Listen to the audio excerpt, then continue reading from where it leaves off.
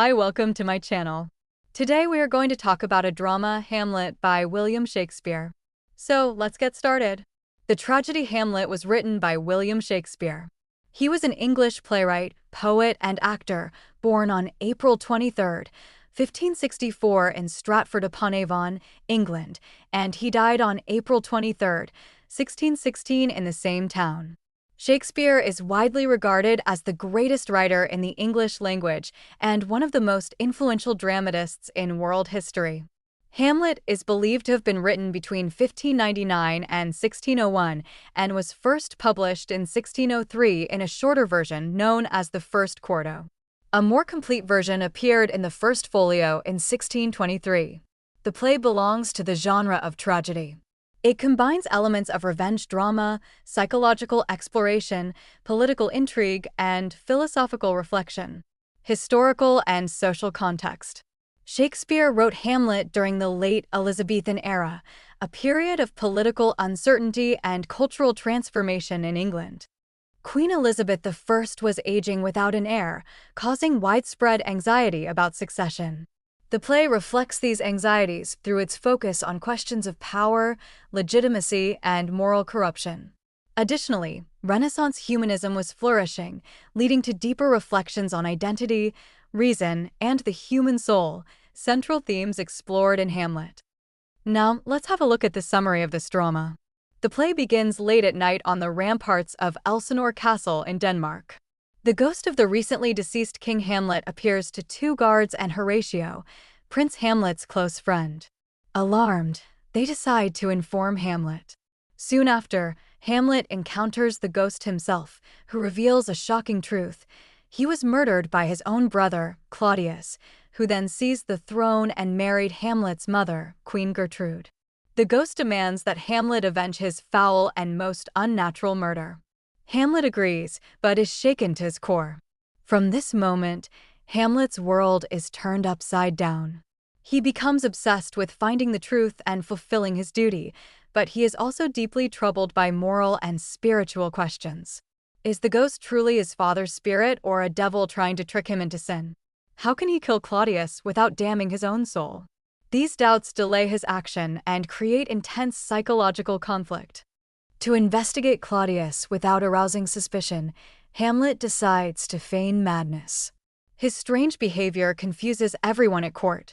Claudius and Gertrude worry about Hamlet's mental state, while Polonius, the verbose royal advisor, concludes that Hamlet has gone mad out of love for his daughter, Ophelia. Polonius involves Claudius and Gertrude in his schemes to spy on Hamlet, setting the stage for tragic misunderstandings. As Hamlet pretends to be insane, he delivers several brilliant soliloquies, revealing his inner struggles. The most famous of these begins with the line, "To be or not to be, that is the question." In this moment, Hamlet reflects on the nature of existence, the fear of death, and the pain of human life. His deep philosophical thinking shows that he is not merely a man of action, but a man of intellect and doubt. Hamlet devises a clever plan to test Claudius's guilt. He instructs a group of traveling actors to perform a play called The Murder of Gonzago, which mirrors the way Claudius killed King Hamlet. During the performance, Claudius reacts nervously and abruptly leaves the hall, confirming his guilt to Hamlet. This powerful play-within-the-play scene is a turning point. Hamlet now knows the ghost was truthful. However, even with proof, Hamlet hesitates to kill Claudius when he finds him alone and praying. Hamlet fears that killing Claudius in prayer might send his soul to heaven, which Hamlet sees as unjust, since his father was murdered without a chance to repent. This moment of delay is crucial, as it allows Claudius to grow more suspicious and defensive. Soon after, Hamlet visits his mother's chamber to confront her about her hasty marriage. Claudius, fearing for his life, hides Polonius behind a curtain to spy on them. During the heated confrontation, Hamlet hears a noise and, thinking it's Claudius, stabs through the curtain, killing Polonius instantly. This impulsive act has disastrous consequences. Claudius seizes the chance to send Hamlet away to England under the pretense of protecting him, but in reality, he sends sealed orders for Hamlet's execution with Rosencrantz and Guildenstern. Meanwhile, Ophelia is devastated by her father's death and Hamlet's erratic behavior.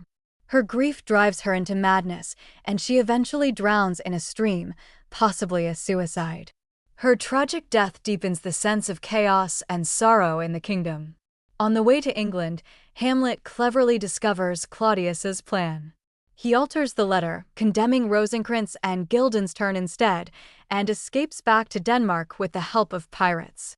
Upon his return, he finds the court in mourning for Ophelia's death. At her funeral, Hamlet and Laertes, Ophelia's brother and Polonius's son, fight in the grave, both consumed by grief and anger. This scene shows Hamlet's growing acceptance of fate and death. Claudius and Laertes then conspire to kill Hamlet through a rigged fencing match. Laertes will use a poisoned blade, and if that fails, Claudius will offer Hamlet poisoned wine. During the match, Laertes wounds Hamlet with a poisoned sword. In the struggle, their weapons are switched, and Hamlet wounds Laertes as well. Queen Gertrude accidentally drinks from the poisoned cup meant for Hamlet and dies. As Laertes dies, he confesses Claudius's plot and asks Hamlet for forgiveness. Finally realizing the full extent of Claudius's evil, Hamlet kills Claudius by stabbing him with a poisoned sword and forcing him to drink the remaining poison. However, Hamlet too is dying from his wound. In his final moments, Hamlet reconciles with Laertes, names Fortinbras, the Prince of Norway, as the successor to the Danish throne, and dies in Horatio's arms. The play closes with Fortinbras arriving to find the royal family dead. He orders Hamlet to be carried away like a fallen soldier, honoring him as a tragic hero who was caught between moral duty, personal doubt, and political corruption. Let us now look at the major and minor characters of Hamlet. The first major character is Prince Hamlet. He is the tragic hero of the play, intelligent, sensitive, and deeply philosophical.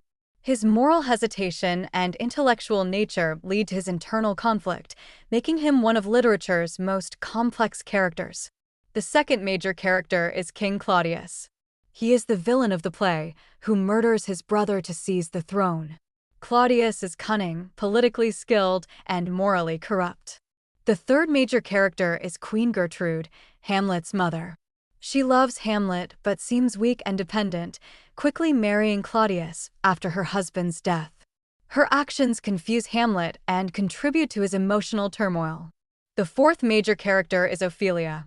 She is innocent and obedient, but caught in political and personal schemes. Her madness and tragic death symbolize the consequences of manipulation and patriarchal control. The fifth major character is Laertes. As Polonius's son and Ophelia's brother, Laertes seeks revenge for his father's death. His impulsive actions contrast with Hamlet's hesitation. The sixth major character is Polonius. He is the long-winded royal advisor, often comedic but ultimately tragic. His meddling and spying lead to his accidental death. The seventh major character is the ghost.